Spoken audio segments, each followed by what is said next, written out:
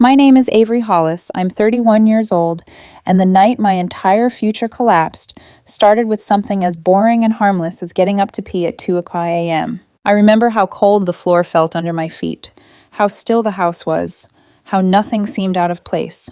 I was half asleep when I came back to bed, expecting to slip under the covers beside my fiancé, Ethan Ward, like I had 1,000 times before. Except he wasn't asleep. He was lying on his side, facing away from me, with his phone glowing under the blanket like a tiny secret lantern. That didn't alarm me. Ethan was always a night owl. But there was something different. A softness in his posture, a tiny curve in his mouth, a smile I hadn't seen directed at me in months. I paused, just long enough to sense that something was deeply wrong. I got into bed quietly. He didn't notice. He was too absorbed. The screen was angled just enough that I could see it without moving. At the top of the chat was a purple heart emoji. Not my name, not me. My stomach tightened. He typed fast, almost eagerly. Miss you so much. Wish we could be together. I can't stop thinking about that weekend. My first thought was that I was dreaming. Then another message appeared, this time from the other person. I know, baby. Soon. Just be patient. Once everything settles down, we can make this work. Baby. My fiancé, the man I was supposed to marry in 6 weeks, typed, being here is torture when my heart is with you. This wedding feels like the world's longest prison sentence. My hands went numb, my heartbeat slowed until the room sounded underwater.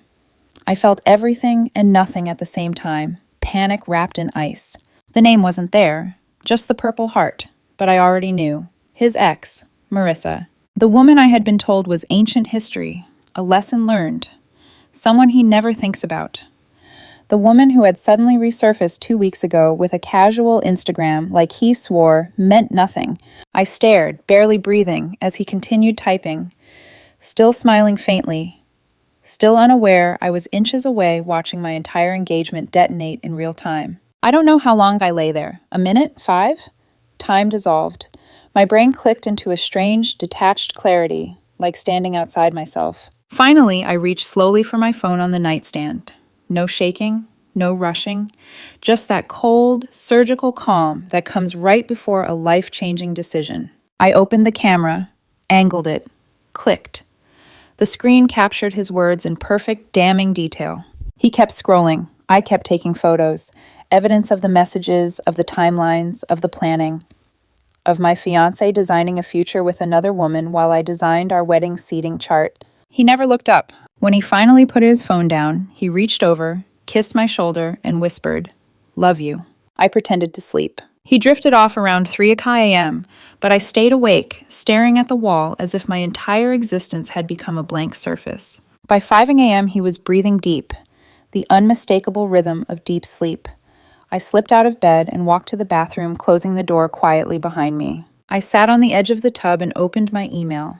The first subject line was simple, wedding canceled. The message went to Ethan's parents. Found these on Ethan's phone last night. I'm calling off the wedding. I'm sorry you had to find out this way. I attached the clearest photo. Next email, his sister, who had been helping coordinate everything. Then the wedding venue, the florist, the caterer, the DJ, the photographer, my parents, my maid of honor, Ethan's best friend, every vendor we'd hired. I attached the evidence to each one. By 6 and 12 a.m., I was done. The entire wedding apparatus, the machine we'd spent 8 months constructing, was dismantled in 60 quiet minutes. I crawled back into bed beside the man who'd been planning his life with someone else and actually fell asleep for a couple of hours. At 8:30, both our phones exploded. Vibrations, alerts, calls, notifications flooding in all at once. Ethan blinked awake, confused, hair mussed, still half dreaming. He saw his phone screen and sat up instantly. What the hell? Why is my mom calling me? And Sarah? And my dad? He answered one call. Mom, what's going on? What photo? I got out of bed and started dressing. What? Mom, no. Mom, there has to be some misunderstanding. No, listen to me. Mom. I could hear her screaming even from across the room. He hung up, breathless, pale, and stormed into the bathroom where I stood brushing my teeth. Avery, what did you do? What did you send? I wiped my mouth, met his wide eyes in the mirror, and said calmly, Screenshots of your conversation with the Purple Heart contact, the one you missed so much. You went through my phone? You were texting her in my face, Ethan. I didn't need to go through anything. I saw it. It wasn't. Avery, seriously, you can't just take things out of context like that. You called marrying me a prison sentence. He froze, the blood draining from his face. Avery, I was venting. You know I get stressed. You told her your heart is with her. I was being dramatic. At 2 a.m. in our bed, while planning a future with her after everything settles down. His jaw opened and closed like he couldn't decide which lie to use. He followed me around the room as I grabbed my bag. Please, Avery, we need to talk about this. Just talk to me. Don't throw away everything because of a few stupid texts. Then show me, I said, turning to him. The full thread, every message. His eyes flickered. He clutched his phone tighter. He didn't move. Yeah, I whispered. That's what I thought. I slung my bag over my shoulder. Avery, wait, where are you going? We can fix this. Anywhere but here. You're overreacting. You're going to regret this. I stepped toward the door. Tell me something, Ethan. What weekend were you two talking about? The one you can't stop thinking about. Color drained from his face. That was all the answer I needed. I opened the door. Goodbye, Ethan. And I walked out before he could say another word. When I left Ethan standing in the doorway of our bedroom, I thought the hardest part was over. I thought walking out was the climax.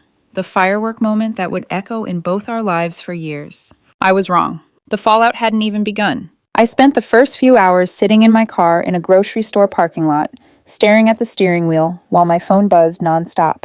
Calls, texts, voicemails, Ethan, his mother, his sister, unknown numbers, probably vendors. I didn't answer any of them. I just breathed. Eventually, I drove to my friend Leah's apartment. She opened the door wearing pajama shorts, hair in a bun, eyes still swollen from sleep. Avery? Honey, what happened? I didn't speak. I just held out my phone with one of the screenshots on the screen. Leah's face shifted so fast. Shock, then fury, then heartbreak on my behalf. She grabbed my wrist and pulled me inside. Oh my God, sit down. Sit down right now. I sank onto her couch while she paced in front of me, swearing under her breath. That coward, that absolute coward. You canceled everything? Good. You're not going back, you hear me? Not 1 inch. If he shows up here, I'm calling the police. I nodded through the haze. The numbness was still there, my insides still wrapped in that strange cold calm. But under the surface, something had started to tremble, like a fault line warming up. Around noon, my phone rang again. Ethan's sister, Megan. She'd always been kind to me, careful with her words. I picked up. Avery, I'm so sorry. Her voice cracked. He told us you overreacted, that it was... She inhaled sharply. I saw the screenshots. It's not just bad, it's unbelievable.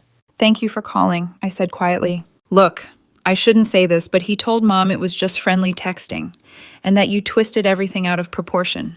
My eyes closed. Of course he did. Do you want the rest of the screenshots? I asked. There's more. Send them, she whispered, almost ashamed. Please. I forwarded everything. 15 minutes later, she texted back, Avery, this is 10 times worse than what he told us. I'm so sorry. I didn't cry. Not then. I just stared at the message like it belonged to someone else. By the afternoon, Ethan finally found the guts to call from a number I didn't recognize. Leah saw the caller ID and snatched the phone. No, she hissed. Absolutely not. But I took it from her gently and answered. His voice came through frantic, like someone running uphill. Avery, please, just talk to me. Please. I said nothing. You canceled the venue? My mom is hysterical. The vendors are calling me nonstop. They said you cited infidelity clauses. What is wrong with you? That was what he opened with. Not sorry, not ashamed, not let me explain. Just how dare you make me face consequences? I held the phone to my ear but didn't speak. Avery, it was just texting. Nothing happened. You're blowing this up for no reason. For no reason, I repeated softly. I mean, okay, not no reason. He backpedaled instantly. But not like this. You didn't have to humiliate me. You humiliated yourself, I said. It wasn't like that. I was stressed. The wedding planning has been insane. I was venting. You know how dramatic I get when I'm overwhelmed. You told your ex you wished you could be with her, that your heart is with her, that marrying me feels like a prison sentence. He inhaled sharply, like I'd stabbed him with his own words. Avery, listen, he said, lowering his voice to the tone he always used when he was trying to calm me into compliance. We could work through this. Couples survive worse. We can do counseling. Just postpone the wedding. We already paid deposits. If you cancel, we lose everything. There it was. Not love, not remorse. Money. I almost laughed. I'm not postponing, I said. I canceled it. You don't have the right to do that without me. I did, and I will. You're being unreasonable, he snapped. You're punishing me financially. This is manipulative and financial abuse, I said dryly. Go ahead, finish the sentence. Silence. He didn't dare say it out loud, because even he knew how ridiculous it sounded. It was texting, he muttered. Then show me. What? The full thread, I repeated. Everything between you and Marissa. More silence. You lost the right to privacy when you planned your future with another woman. He breathed hard into the phone like he wanted to break something. I don't have to show you anything. You just told me everything I needed to know, I said, and hung up. He called back 4 times. I ignored everyone. By evening, my phone rang with a different number again. His father. I hesitated before answering. Avery, Mr. Ward said, calm but heavy. I heard what happened. I didn't respond. He's torn everything apart.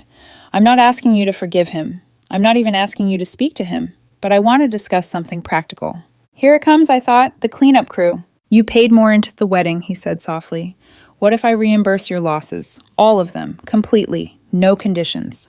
I blinked. That I hadn't expected. You don't have to do that, I said. I know, but I'm his father, and I'm not going to let my son's stupidity ruin your finances on top of your heart. My throat tightened, the closest I'd come to crying all day. Avery, he continued gently, just allow me to help you walk away clean. I sat very still, staring at Leah's kitchen counter, where a bowl of fruit sat perfectly normal in a world that no longer felt normal at all. I'll think about it, I whispered. That's all I ask. We hung up, and for a long time I didn't move. The numbness had begun to melt. The cold shell cracked, and the first burn of grief seeped through. And then, as if the universe wanted to make the day even more surreal, I received a new message. Not from Ethan, not from family, not from vendors, but from Marissa herself. A DM on Instagram. Hey, I know this is awkward, but I wanted to reach out. Ethan and I have history, real history. He's confused. I'm not trying to hurt anyone. I stared at the message. My vision didn't blur. My hands didn't shake. My heart didn't drop. Instead, something inside me turned to steel. Because this wasn't confusion. It wasn't stress. It wasn't a mistake. It was a pattern, a choice, a story they'd both been writing behind my back. And I was done being the footnote. I didn't respond to Marissa's message. I didn't throw my phone. I didn't rage or block her or type out a long, shaking paragraph. I simply read her words, then read them again, then let them sit like poison settling at the bottom of a glass.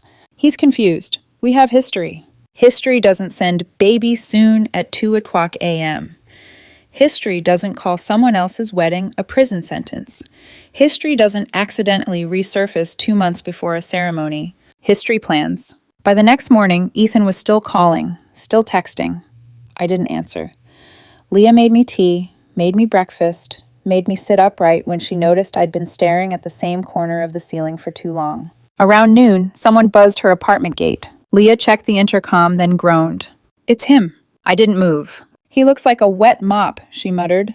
Want me to throw water on him from the balcony? I managed the smallest smile. Just tell him to leave. She pressed the button.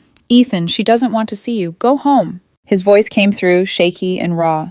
Leah, please, I just need to talk to her. Not happening. Leave. But he didn't. He stayed in the parking lot for almost 30 minutes before finally giving up. That should have been the end of it. It wasn't. That evening, Ethan's mother called me. Then his father again. Then his sister once more. Each one had their own version of the same plea. Talk to him. He's devastated. He regrets everything. But regret isn't the same as accountability. Regret is what you feel when consequences show up. Accountability is what you practice before they arrive. 2 days after I left, Ethan showed up again. This time outside my workplace. Security called up. There's a man downstairs saying he needs to speak with you. He seems distressed. I'm not meeting him, I said. Understood. We'll escort him out. He tried again another day. Again escorted out. Every attempt made me colder. Not angrier. Colder.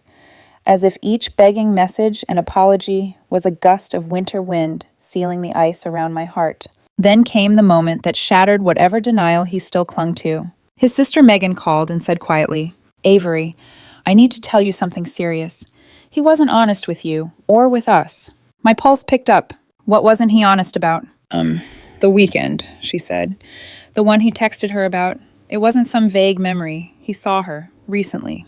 I closed my eyes. Recently, I repeated. How recently? 2 months ago, she whispered. At a conference in Denver. He told us he ran into her, but he said nothing happened. He said the Wi-Fi was bad. That's why he barely talked to you while traveling. My entire body felt like it folded inward. The conference. The texts. The weekend he couldn't stop thinking about. It was all connected. Megan, I said quietly, did something happen? I don't know, she admitted, but his story has holes. Big ones. When I hung up, I didn't feel shock, or dread, or even sadness. I felt certainty. This wasn't emotional cheating. This was physical, and I wanted him to say it out loud. Ethan finally convinced his father to ask me for one conversation. Just one, he insisted. Somewhere public, somewhere neutral. I agreed. Not for him, for the truth. We met at a small coffee shop near Leah's place. I sat at a table by the window, arms folded. Ethan walked in, looking like he hadn't slept in days. Avery, he breathed, sitting across from me. Thank you for... This is not reconciliation, I said. This is not forgiveness. This is clarity. Speak. He swallowed. His eyes darted to his hands. I know I messed up. I know I hurt you, but please believe me. Nothing physical ever happened. It was just texting. I swear on my life. I stared directly into his eyes. Tell me about Denver. His jaw tightened. You told me the Wi-Fi was bad, I said. That's why you barely texted. But apparently it was good enough for you to spend a weekend reminiscing with your ex. His throat moved. So tell me what happened in Denver, Ethan. It wasn't, he started. We just talked. Try again. He exhaled shakily. We had dinner. What else? His knee bounced under the table. His fingers tapped. His eyes shifted everywhere but toward me. Ethan, I said softly, don't make me drag it out of you. He closed his eyes. We kissed, he whispered. The world went perfectly silent. No music, no ambient chatter, just the truth, sharp and clean. I sat back slowly. One kiss, he added desperately. It was just one moment. One stupid moment. Stop talking, I said. The cafe lights flickered on overhead as if emphasizing the humiliation spreading across his face. A kiss. A weekend. A secret. A warm shadow behind every cold night I spent planning a future he was actively dismantling. Ethan leaned forward, pleading. It didn't mean anything. I panicked. I felt trapped. You were so focused on the wedding details, and I felt... A prison sentence, I finished. He shut his eyes in pain. It wasn't fair of me to say that. I was overwhelmed. And she made you feel alive, I added. He flinched. Avery! No more excuses. He reached across the table for my hand. I pulled mine back. At that exact moment, someone walked into the cafe behind him. Someone who saw us. Someone whose face shifted with shock.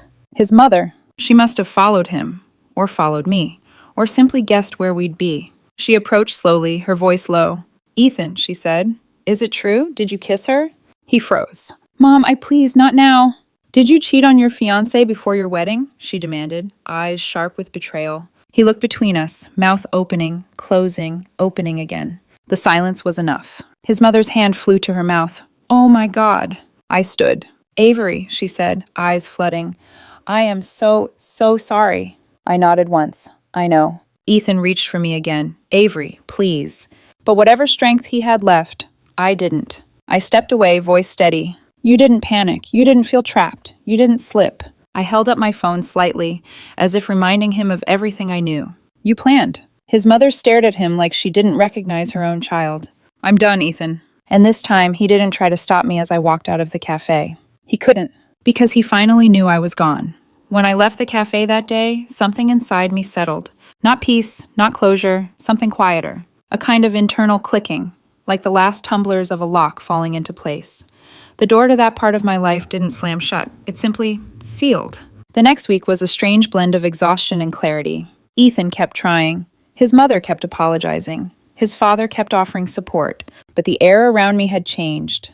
The way I breathed had changed. And Ethan was unraveling. The consequences start landing. 2 days after our final conversation, Leah found me on the couch, scrolling through emails from vendors. Hey, she said gently, you okay? I nodded, though it was only partly true. Cancellations had processed. Deposits were gone. Contracts finalized. Financial losses tallied. The total between us came to nearly $18,000.